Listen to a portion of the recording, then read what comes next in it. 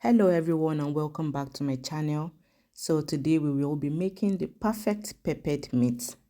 Cut the meat into big chunks, wash and put the meat into your cooking pot. Add thyme, curry, stock cube, salt.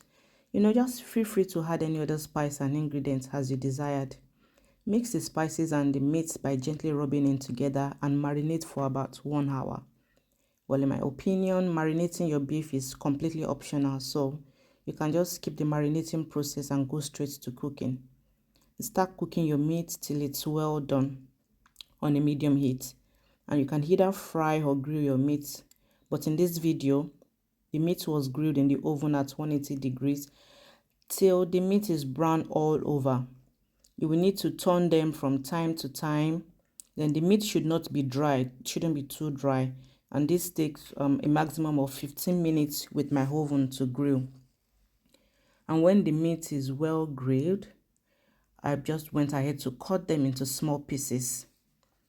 And after cutting them, I eat the vegetable oil in the pot and add my blended pepper mix.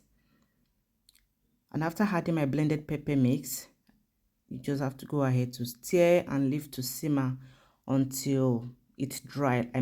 Until the water in the pepper is completely dried. And for my pepper mix, I used 2 bell pepper, 1 tomato, 2 scotch bonnets, and that is rodo, and onions, 1 bulb of onion. I added my seasoning cubes, salt to taste, and you can as well add any desired spice. I covered and leave to simmer again for about 3 to 5 minutes.